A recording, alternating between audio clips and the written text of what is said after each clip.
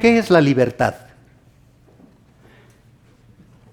La Real Academia Española de la Lengua describe el concepto de libertad como la facultad natural que tiene el hombre de obrar de una manera o de otra y de no obrar siendo responsable de sus actos.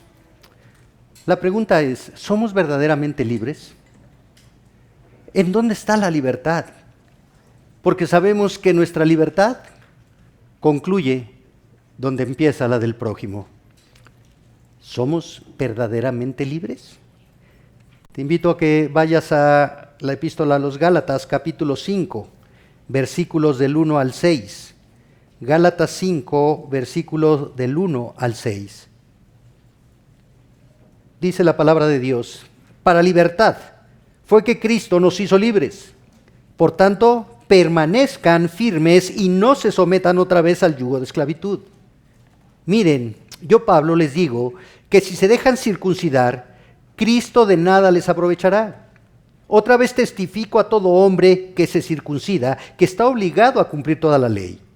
De Cristo se han separado ustedes que procuran ser justificados por la ley de la gracia. Han caído. Pues nosotros, por medio del Espíritu, esperamos, por la fe, la esperanza de justicia. Porque en Cristo Jesús ni la circuncisión ni la incircuncisión significa nada, sino la fe que obra por amor. Oremos. Señor bendito, te alabamos y te bendecimos y te damos gracias por tu palabra, que es clara, Señor. Ayúdanos a entender esa claridad. Ayúdanos a comprenderla. Ayúdanos a ser transformados por ella para ser obedientes a ella y poder disfrutar de la libertad a la que Cristo nos ha llamado. Guíanos, Señor, para aceptar tu palabra como lo que es la palabra de Dios y no la del hombre, y que seas tú honrado por nuestros corazones al recibirla con reverencia, humildad y obediencia. En Cristo Jesús te lo pedimos. Amén. Bueno, ya llegamos al capítulo 5 de esta hermosa epístola y recordemos que el propósito de la misma es defender el evangelio de la justificación por fe solamente, la salvación por fe solamente y no por obras. De esta manera, en los dos primeros capítulos vimos la justificación por la fe defendida personalmente a través del testimonio de Pablo. En los capítulos 3 y 4, Pablo nos mostró la justificación por fe defendida teológicamente, nutrida de la palabra de Dios esa defensa. Y ahora en los capítulos 5 y 6 estudiaremos la justificación por fe defendida prácticamente. ¿Y a qué se refiere prácticamente? Es decir, a través de la obediencia. ¿Cómo se defiende la justificación por fe y no por obras? A través del testimonio de los hijos de Dios, por la obediencia a la sana doctrina expuesta por Pablo en los capítulos del 1 al 4. Muy bien, aquí en Gálatas 5, versículos del 1 al 6, estudiaremos 3 cualidades exclusivas de Cristo, quien provee libertad, y que van a confrontar cómo vivimos en esa libertad. Si somos verdaderamente libres. 3 cualidades exclusivas de Cristo que confrontan nuestra manera de vivir en libertad. Y la primera, solo en Cristo hay libertad. Solo en Cristo hay genuina, auténtica libertad. Dice el versículo 1. Para libertad fue que Cristo nos hizo libres. Podemos ver cómo terminó el capítulo 4, el versículo 31. Así que, hermanos, no somos hijos de la sierva, que es una referencia a Agar, ¿sí?, la segunda mujer de Abraham, la esclava, sino de la libre, es decir, de Sara. Somos hijos de la libertad. A través de Sara vino la promesa del Mesías, el libertador. Para libertad fue que Cristo nos hizo libres. El propósito del ministerio de Cristo es dar libertad y hacer libres a los que creen, confían y se someten a Él. Las Escrituras nos enseñan que es Cristo el que da libertad, no las obras del hombre, no la religión creada por el hombre, sino el sacrificio de Cristo. Única y exclusivamente, Él es el libertador. Podemos ver desde Génesis que Dios creó a Adán y a Eva para tener comunión con ellos. Esa comunión no tenía obstáculo alguno, de tal suerte que ambos vivieron en la presencia de Dios, se paseaban en el huerto desnudos delante de Dios. No había nada que esconder, no había nada que temer, y gozaban de una libertad de comunión, de intimidad y de adoración a Dios. No había nada que los avergonzara delante de Dios, no tenían nada que ocultar. Ambos eran libres de estar en la presencia de Dios, hasta que decidieron ignorar a Dios, desobedecer a Dios y comer del fruto prohibido, lo que ocasionó su muerte espiritual. Fueron expulsados de la presencia de Dios, perdieron la libertad de estar en la presencia, en la comunión, en la intimidad de Dios, perdieron la libertad de esa preciosa intimidad con el Todopoderoso, de tal manera que se hicieron esclavos de Satanás y del pecado. A partir de ese momento, y como consecuencia del pecado original, todo ser humano nace como esclavo de su naturaleza pecaminosa, nace separado de Dios porque está muerto espiritualmente, no hay justo ni aun uno, no hay quien busque a Dios, dice Pablo en Romanos capítulo 3. Pero Dios en su gracia, en su misericordia, en su sabiduría estableció un Salvador, ahí en Génesis 3:15, la simiente de la mujer que vencería a la simiente de la serpiente, al enemigo de Dios, a Satanás. Y esa simiente de la mujer es Cristo, quien con su sacrificio perfecto, con el precio de su sangre, libera al esclavo del pecado. Eso es lo que significa la redención. Nosotros usamos términos muy teológicos. Cristo es nuestro Redentor y muchas veces no sabemos qué es la redención. Y la redención no es otra cosa que pagar el precio para liberar a un esclavo. ¿Cuál fue el precio que pagó Cristo? Su sangre. Y a través de ese sacrificio libera a todo aquel que cree en Él, que confía en Él, que se somete a Él para obedecerlo a Él y así darle honra. No es simplemente creer, es someternos al señorío de Cristo, a la autoridad de Cristo, para obedecer a Cristo. Es necesaria entonces la participación de Cristo para que el pecador sea reconciliado con Dios y de esta forma el regenerado goce de libertad para estar en la presencia de Dios. En libertad. El autor de Hebreos lo deja claramente establecido. Por ese sacrificio, la invitación es: vengan, hay un camino libre al trono de la gracia, a la presencia de Dios. Vengan con corazones sinceros, vengan a tener comunión con Dios, vengan a tener adoración a Dios. Esa es la obra que Cristo hizo. Con eso, Cristo libera al pecador. Pero quiero dejar bien en claro que la Biblia, con toda su autoridad, nos muestra sin lugar a dudas que todo ser humano es un esclavo, es un siervo. Aquí la condición es saber quién es el amo, porque dependiendo de quién es el amo, va a ser el destino eterno de ese esclavo. O si tu amo es el diablo, el padre de mentiras, el destino de quien tiene a Satanás como amo es el infierno, aunque sepa mucha Biblia. Pero si Cristo es el amo, entonces el siervo, el esclavo de Cristo, va a la eternidad con Cristo, unido a Cristo. El siervo, el esclavo que era esclavo del pecado, por la gracia de Dios, por el sacrificio de Cristo, se ha convertido en siervo de la justicia. Pero seguimos siendo siervos. No pensemos que Cristo nos dio libertad para vivir como nosotros queramos, pensemos, nos guste, nos acomode. No. Pero ahora somos libres para adorar a Dios, libres para obedecer a Dios. No hay obstáculo alguno. Jesucristo es la única fuente verdadera de la libertad verdadera. Jesucristo es la única fuente verdadera de la libertad verdadera. Así lo podemos ver en el Evangelio de Juan, capítulo 8, versículos 31 y 32.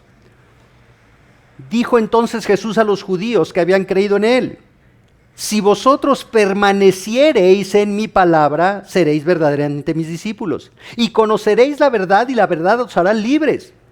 Si vosotros permaneciereis, es una condicionante. Es algo que en ese momento no se estaba dando, no estaban permaneciendo. Les está diciendo, es necesario que permanezcan, que continúen creyendo, que la palabra de Dios haga morada en ustedes. La palabra permanecer implica vivir con, hacer morada. Que la palabra de Dios more. Si la palabra de Dios mora en ustedes, ustedes van a ser mis discípulos. Y ustedes van a ser verdaderamente libres por el poder de la palabra. Conoceréis la verdad. La palabra de Dios revela la verdad. Y Jesucristo dijo, yo soy la verdad. No hay otra forma de conocer a Cristo más que a través de la palabra. Cristo es la única verdad absoluta. Conocerlo a Él a través de una relación personal, íntima, permanente y dependiente de Él, a través de la palabra de Dios, es la única fuente autorizada de poder conocer a Cristo. Eso significa ser verdaderamente libres. Es Cristo el que nos ha hecho libres de la esclavitud del pecado. Ha vencido a Satanás. Satanás es un enemigo vencido por Cristo. Cristo nos ha hecho libres de la maldición de la ley, porque Él se hizo maldición al cumplir la ley para darnos a nosotros bendición. Porque Él se hizo pecado cuando no había pecado para darnos a nosotros justicia, su justicia perfecta. El creyente ya no está bajo la ley, sino bajo la gracia. ¿Qué significa esto? ¿Que ya puedo desobedecer la ley? No. Significa lo que Cristo afirmó. No he venido a abrogar la ley, a anular la ley, a quitar la ley, sino a cumplirla. De tal manera que todo el que pone su fe, su esperanza, su confianza, su vida en las manos de Cristo, cumple la ley. Porque Cristo cumplió la ley. Pero además de esto, Cristo libera al creyente de su yo humano. ¿Por qué? Porque no puede vivir en el corazón del hombre el yo humano y el yo divino. Dios se identifica como el yo soy el que soy. Jesús 7 veces dijo, yo soy la puerta, yo soy el pan, yo soy la vida. Ese yo soy lo está identificando con Dios. La lucha del creyente es con su yo, lo que yo quiero hacer, lo que yo pienso que debe hacerse, y cuando no se hace así me enojo, me irrito y está gobernando mi yo. Pero Cristo nos libera del yo, como dijo Pablo en Gálatas 2:20, con Cristo estoy juntamente crucificado y ya no vivo yo. Mi yo ya no vive, mi yo debe estar muerto, debe estar crucificado. Mas vive Cristo en mí, ese es el yo divino, el que Cristo viva en mí. Cristo nos libera de la esclavitud del mundo. ¿Cómo nos atrae el mundo? Queremos el mundo, pero también queremos a Dios. No se puede. Escoge. ¿El mundo o Dios? Porque la amistad con el mundo es enemistad con Dios. Y Pablo nos dice en Gálatas 6:14, pero lejos esté de mí gloriarme, sino en la cruz de nuestro Señor Jesucristo, por quien el mundo me es crucificado a mí y yo al mundo. Si estamos atados al mundo, no somos libres. Si estamos atados a lo que el mundo ofrece y nosotros nos gobernamos por el mundo y quiero el poder del mundo, quiero el reconocimiento del mundo, quiero la comodidad del mundo, quiero la moda del mundo, entonces no somos libres. Estamos esclavizados al mundo. Esto significa que solo a través de que la palabra de Dios more en nuestros corazones y guíe nuestra vida para obedecer a Cristo, seremos verdaderamente libres. Por tanto, dice el versículo, permanezcan firmes, y este es un mandato, permanecer como una estaca que no se mueve, estar en pie con la implicación de perseverar, de no desmayar, de no desconfiar, de no cambiar.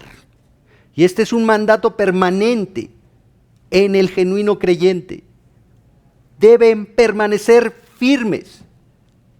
Esto significa estar anclado en la libertad a la que Cristo ha llamado al creyente, a no dudar en tiempo de prueba, a no desmayar ante la presión de los legalistas, que en el contexto de la carta estaban presionando a los gentiles gálatas para que obedecieran la ley. No, ustedes permanezcan firmes en la libertad que Cristo les ha dado.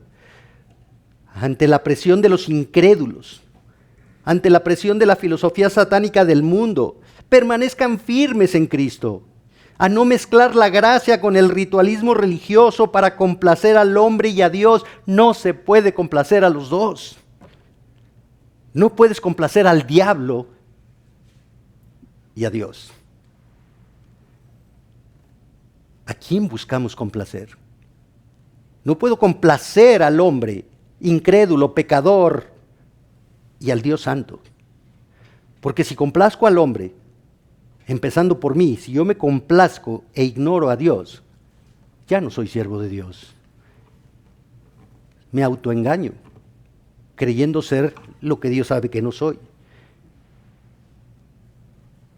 Tenemos que tener mucho cuidado en no mezclar la gracia con el ritualismo religioso. No podemos agradar al hombre, no podemos unirnos a hombres que profesan un evangelio diferente al evangelio de Cristo. Eso es sincretismo.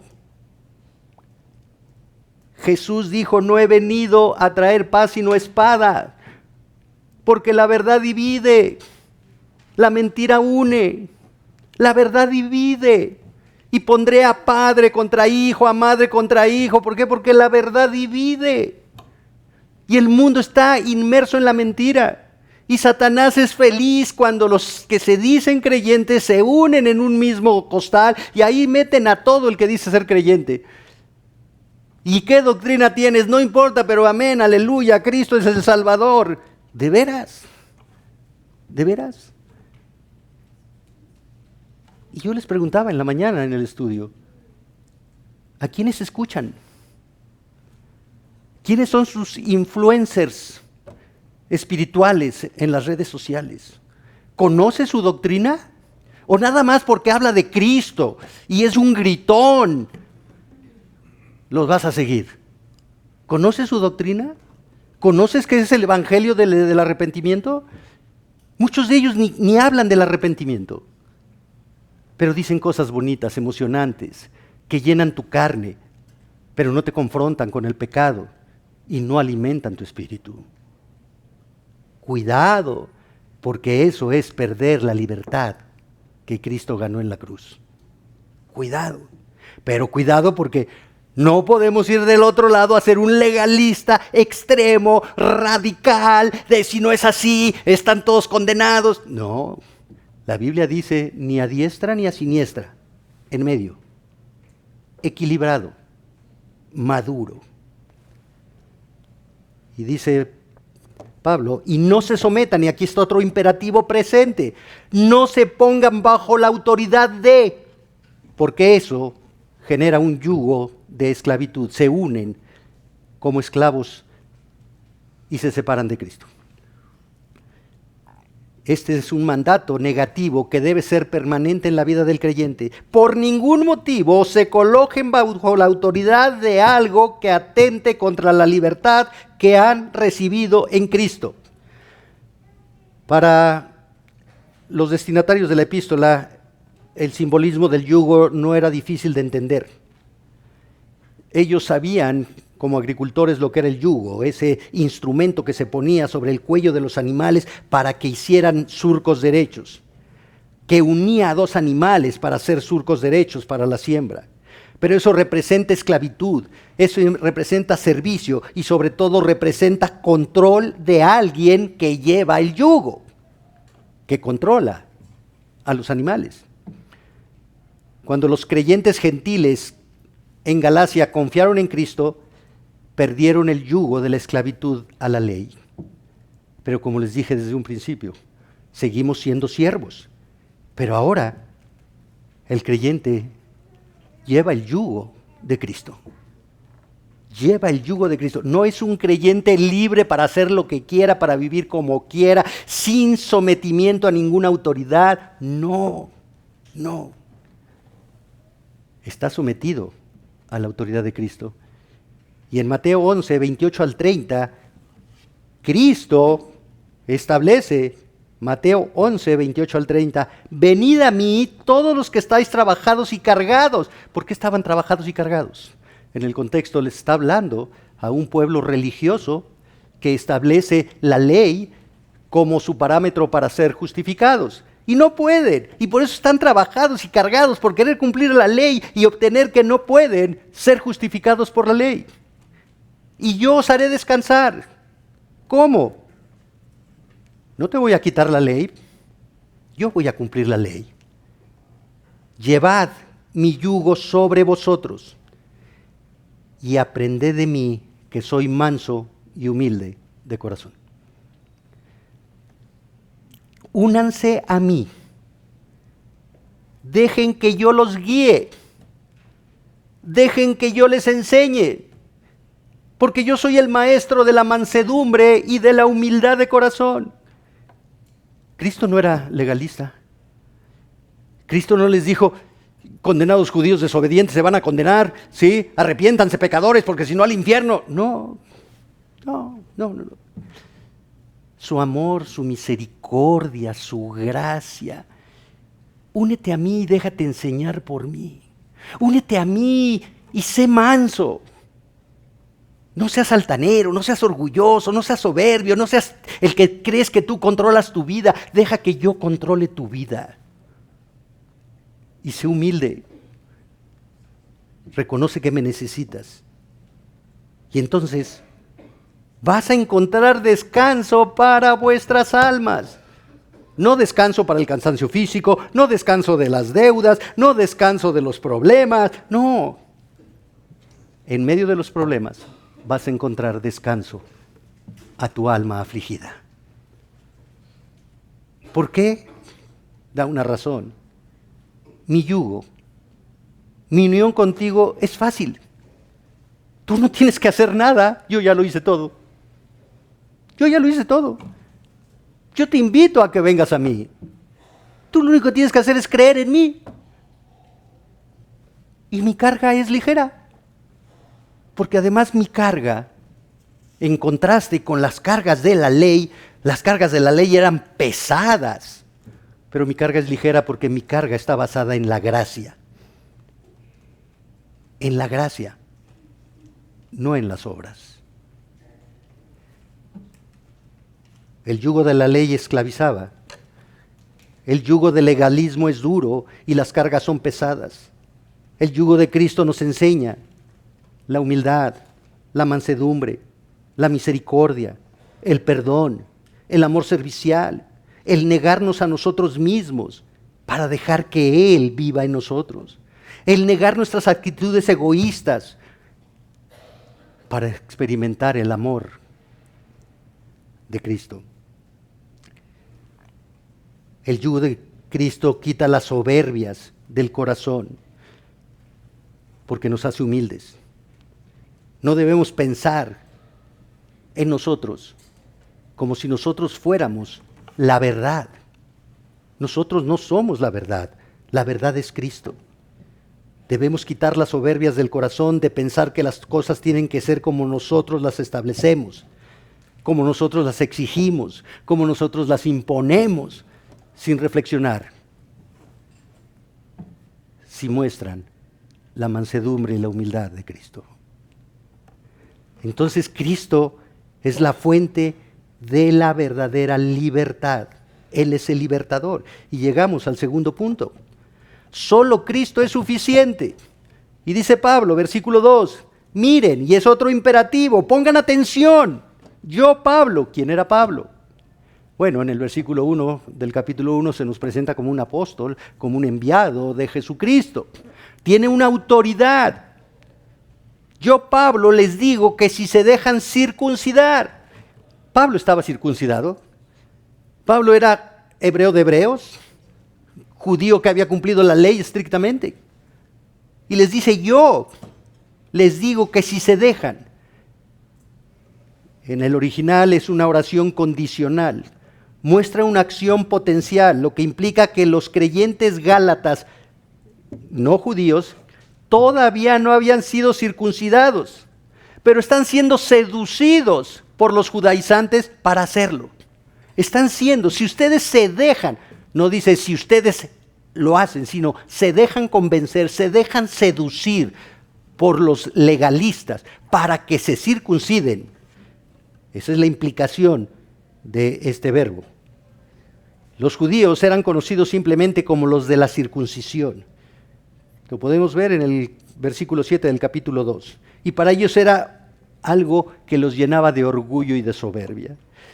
A los paganos, a los incrédulos les decían incircuncisos, pero ellos se sentían elevados por la circuncisión. Era su marca más distintiva, la que les hacía sentir orgullosos y confiados. Somos del pueblo escogido, somos del pacto, porque la circuncisión fue establecida por Dios en el pacto con Abraham. Entonces soy parte de, y eso nos llenaba de gozo, les llenaba a ellos. Pero este simbolismo no es más que un acto externo que implicaba un recuerdo constante para todas las generaciones de judíos de que Dios deseaba cortar por completo la maldad de sus corazones. Es un acto externo que recuerda un compromiso interno del corazón. Así lo afirmó Moisés en Deuteronomio 36. Y circuncidará Jehová tu Dios tu corazón y el corazón de tu descendencia, para que ames a Jehová tu Dios con todo tu corazón y con toda tu alma, a fin de que vivas. Esa marca externa que llevaba todo varón le recordaba el compromiso interno de que Dios cambiaría su corazón y de que ese corazón no podía ser gobernado por la carne, sino por Dios. No por la carne, sino por Dios. Implicaba la regeneración del corazón. Apunta a la regeneración del corazón.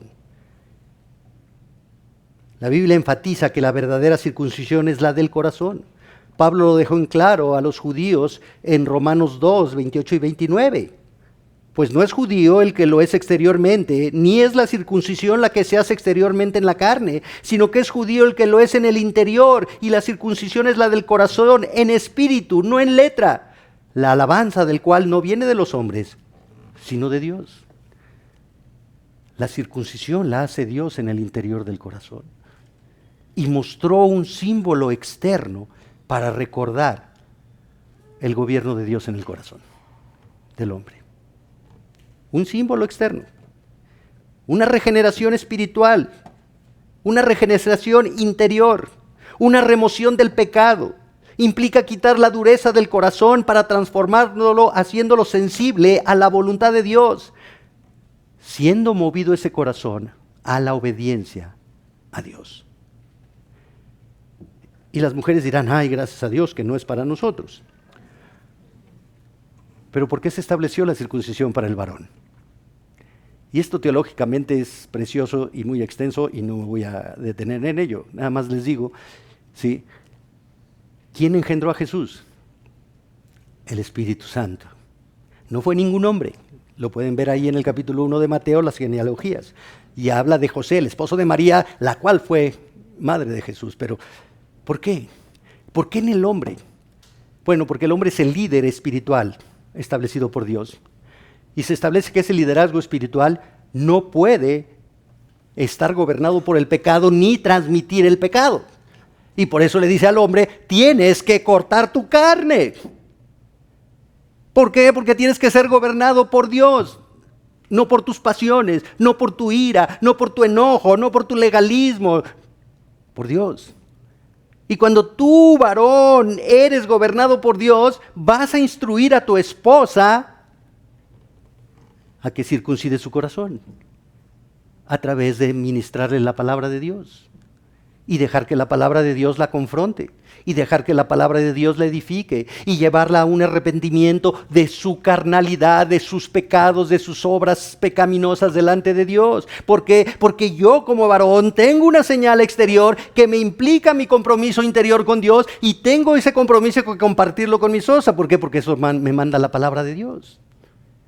Y cuando yo le transmito a mi esposa esa convicción de la circuncisión del corazón, le puedo transmitir a mis hijos lo mismo.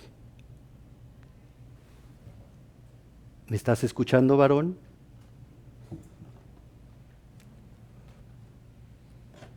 Pero para los judíos la circuncisión, como toda obra de la carne, constituía un yugo de esclavitud.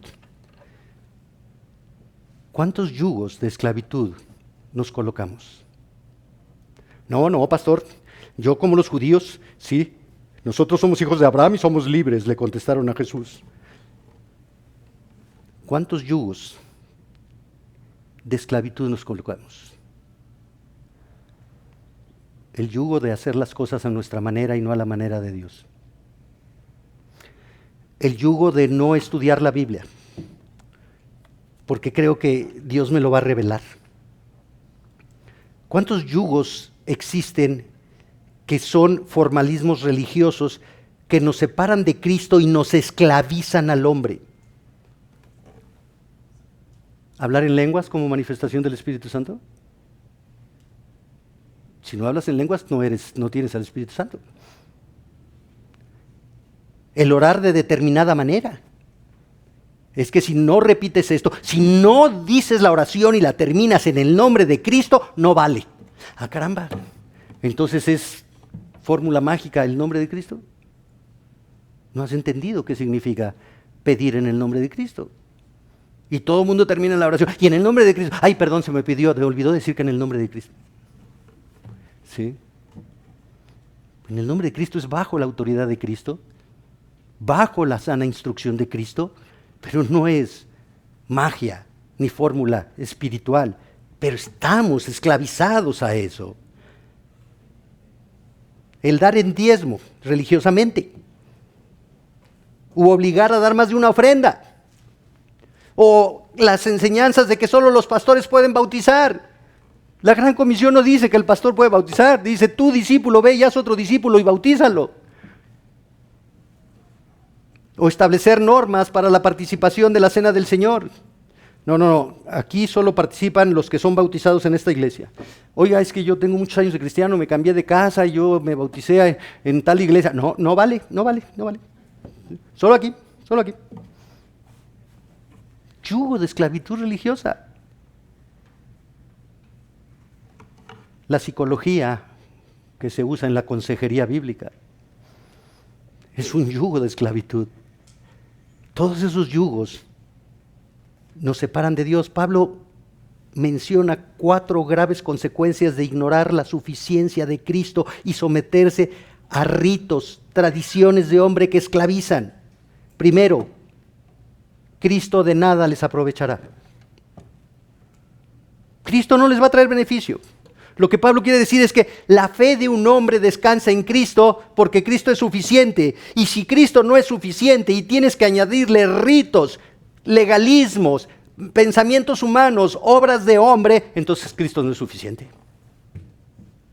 Cristo no es suficiente. Los Gálatas ya habían cedido ante los judaizantes de observar los días, meses, las estaciones y los años, como vemos en Gálatas 4:10. Pero ahora había el gran peligro de que se dejaran seducir por la circuncisión.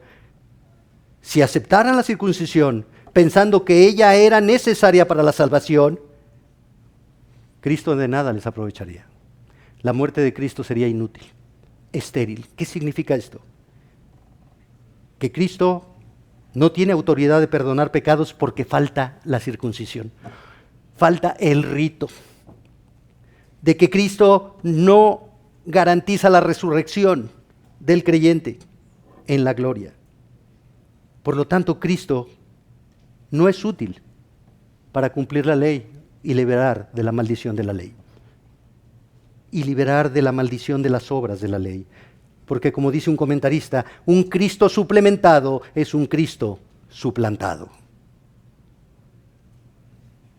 ¿Hemos quitado a Cristo de su lugar para colocar yugos esclavizantes de formalismo religioso?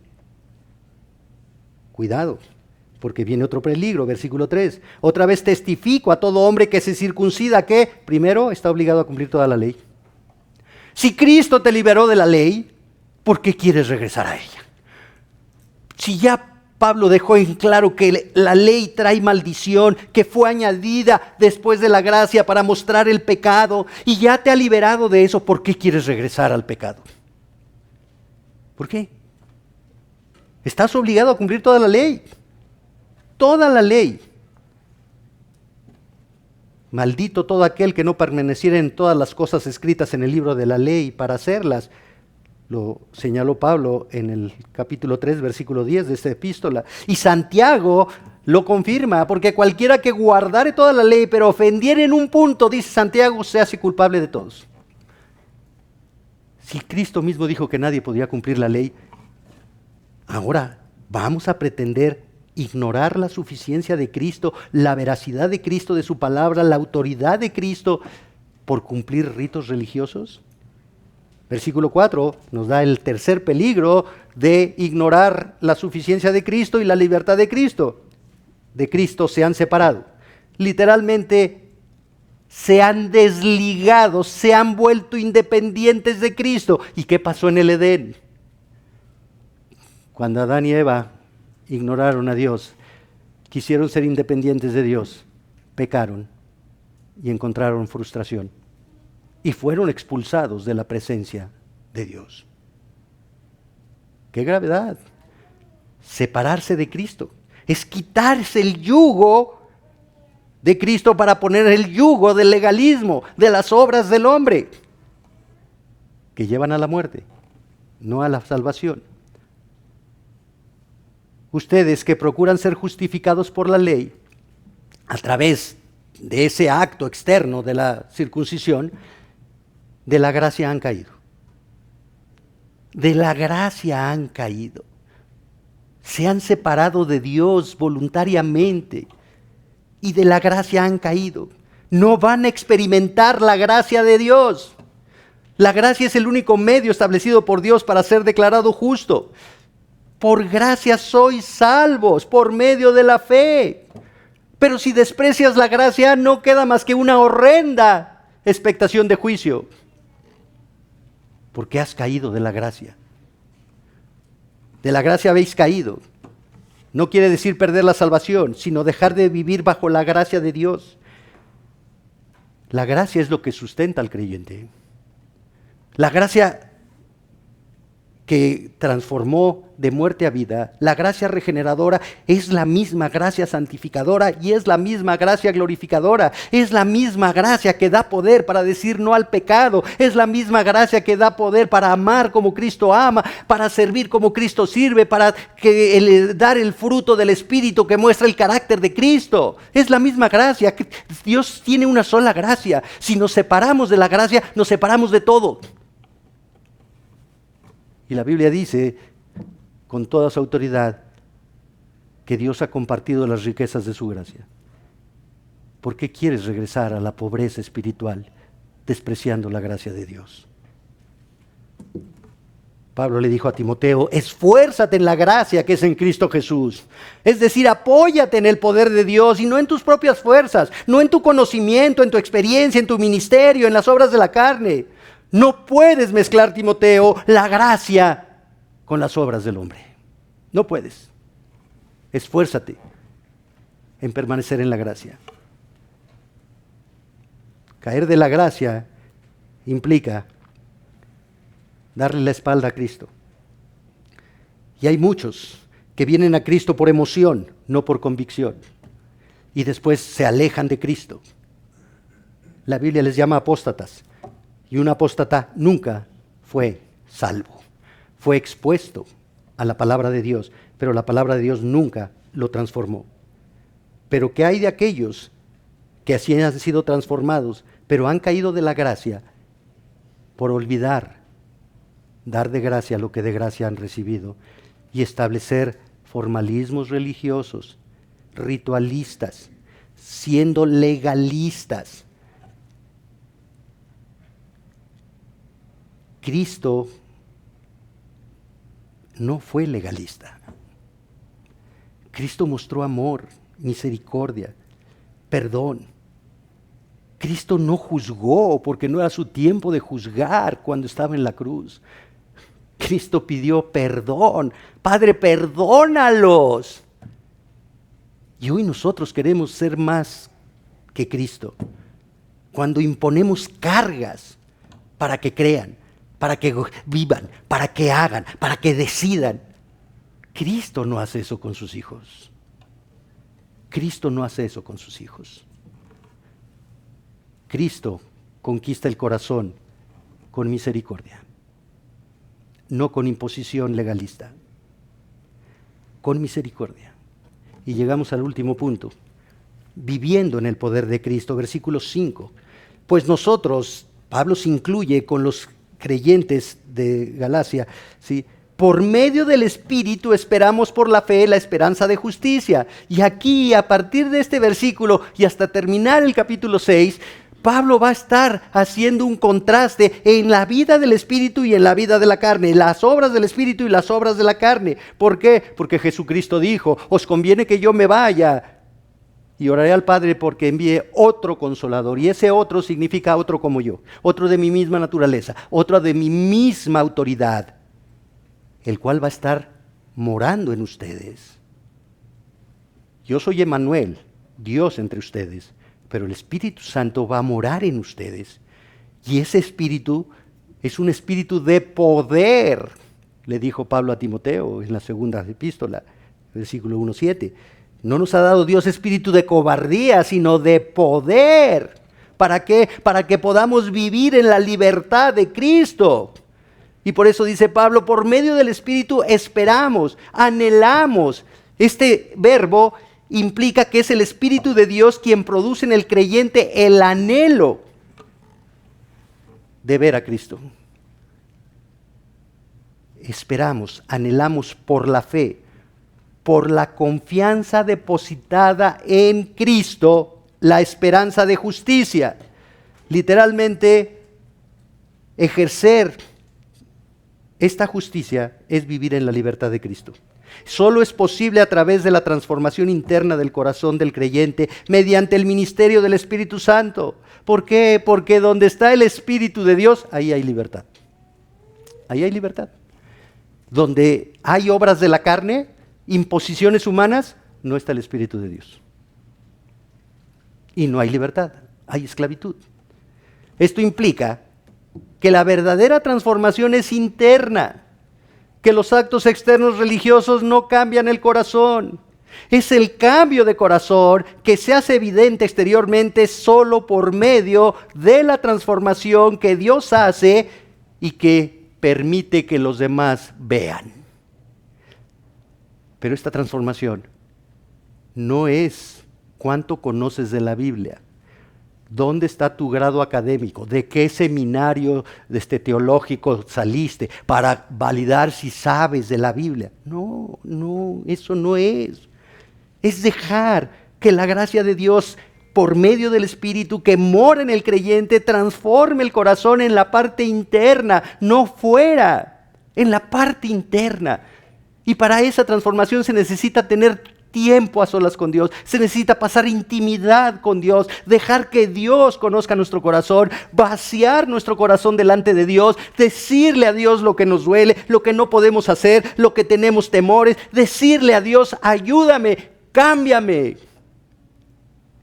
Y Dios cambiará nuestro corazón, cambiará nuestra manera de pensar, cambiará nuestra manera de vivir. Un corazón que se gozará en la obediencia. Un corazón que se gozará en la gracia, en la misericordia, en el perdón, en ayudar al necesitado. Un corazón que quiere exaltar a Cristo y no ser exaltado Él. Un corazón que se deja gobernar por Dios. Y aquí la palabra esperanza implica la acción de esperar con confianza, con placer, y se usa en el Nuevo Testamento en referencia a la segunda venida de Cristo, cuando se materializará la justicia. El creyente ha sido declarado justo en el momento del nuevo nacimiento espiritual. El creyente fue salvado y justificado. El creyente por esa justificación vive en la santificación, pero el creyente va a terminar de mostrar esa santificación en la glorificación cuando esté con Cristo. Y por eso Pablo dice, hay el anhelo del creyente de esperar el encuentro con Cristo. Y Juan dice, por ese anhelo de ver a Cristo, yo mismo me purifico viviendo en santidad, en obediencia a Dios. Hermanos, hoy en la iglesia no hay ese anhelo. Hoy en la iglesia no hay un anhelo de vivir en obediencia, en santidad, esperando a Cristo. Y no sabemos si Cristo nos va a llamar antes de que Él venga por segunda vez, o lo vamos a esperar aquí. Y lo peor que nos puede pasar es que si lo esperamos aquí y en el momento del rapto de la iglesia no somos transformados para recibir al Salvador en el aire, ya te quedaste en la gran tribulación. Ya te quedaste, o ya nos quedamos. ¡Qué peligro! ¡Qué peligro! Por eso, tenemos que cultivar la intimidad con Dios, pidiéndole que transforme nuestro corazón, nuestra manera de pensar, de hablar, de relacionarnos, de compartir el Evangelio con mesura, con mansedumbre, guiados por Dios. Si rechazan el Evangelio, no me rechazan a mí, están rechazando a Cristo. Si aceptan el Evangelio, no es porque yo lo hice bien, es porque Cristo les dio gracia para reconocerlo. Y que haya ese anhelo de estar con Cristo, y para eso debemos vivir en la libertad de Cristo y en obediencia a su palabra. Versículo 6, porque en Cristo Jesús ni la circuncisión ni la incircuncisión significa nada. Nada que se haga o se deje de hacer en la carne afecta la relación de una persona con Dios, porque en Cristo Jesús las obras de la carne no tienen valor. Las obras de la carne no tienen valor. Circuncidado o no circuncidado, la fe es lo que da vida y libertad. La fe genuina. Y dice Pablo, la fe que obra por amor. Pablo presenta la vida del creyente bajo la libertad que da la gracia en Cristo, mediante el poder del Espíritu Santo. Los esfuerzos de la carne nunca pueden lograr lo que la fe puede hacer por medio del Espíritu.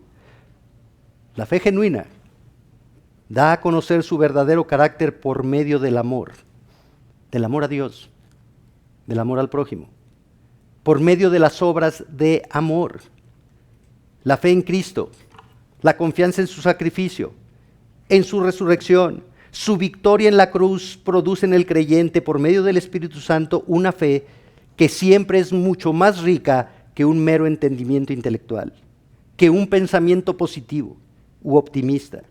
Es una fe que ha cambiado el corazón, una fe sensible al pecado, una fe que rechaza, que aborrece el pecado, una fe motivada por el amor recibido por Cristo para compartirlo, no buscando ser justificado por esas obras, sino mostrando la justificación por ese amor que guía a las obras, para vivir como es digno del Señor, agradándole en todo. De modo que la fe que obra, sustentada y guiada por el amor, es una fe fructífera, no estéril. Es ardiente, no fría. Es misericordiosa. Es una fe que no juzga, no condena, no separa, porque ama, con un amor que todo lo cree, todo lo espera, todo lo sufre, todo lo soporta. Un amor basado en la misericordia y no en el legalismo, ni en las obras de la carne que son estériles, para producir amor que glorifica a Dios. De esa manera, podemos saber mucho de la Biblia, pero si no hay amor, dice Pablo en 1 Corintios 13, nada somos. No servimos, somos inútiles. A diferencia de la gracia que justifica, la gracia que santifica puede ser interrumpida. Vivir por la carne interfiere con la vida por el Espíritu. Y vivir por la carne puede relacionarse incluso con hacer lo correcto, pero con motivos equivocados. Adorar a Dios de corazón y para su gloria es vivir por el Espíritu. Pero adorarle solo de manera externa o para impresionar a otros con nuestra supuesta espiritualidad es vivir por la carne. En la Biblia, ser verdaderamente libre es una cosa. Es vivir adorando a Dios sin cadenas.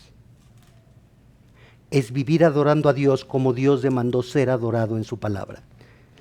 De este modo, la verdadera libertad no es hacer lo que yo quiero, donde yo quiero, cuando yo quiero. La verdadera libertad es vivir guiado por el Espíritu Santo para amar a Cristo con todo nuestro ser, para hacer lo que Cristo quiere que yo sea, para hacer lo que Cristo quiere que yo haga, para poder estar desnudo delante de Dios y no avergonzarme, porque Cristo pagó mis vergüenzas, mis deudas, y me ha reconciliado con Dios. Esa es la verdadera libertad. Te damos gracias, Padre, porque Cristo nos hace libres. El escuchar otras voces, la de nuestra carne, la del mundo, la de Satanás, la de la apariencia religiosa, la del legalismo, nos hace caer de tu gracia y nos esclaviza. Señor, danos discernimiento para comprender tu palabra y ponerla por obra. Danos misericordia por encima de justicia, porque si fuera por justicia, nadie sería salvo. Danos amor por ti, por tu palabra y por lo que tú amas. Apártanos, Señor, de la apariencia religiosa y de las obras de la carne que son inútiles. Enséñanos a vivir como te agrada a ti. Enséñanos a seguir el ejemplo de Cristo y ser manso y humilde para compartir tu palabra y honrar tu nombre. Es en ese precioso y bendito nombre que te lo pedimos. Amén. Gracias, hermanos, que Dios nos bendiga ricamente y transforme nuestros corazones.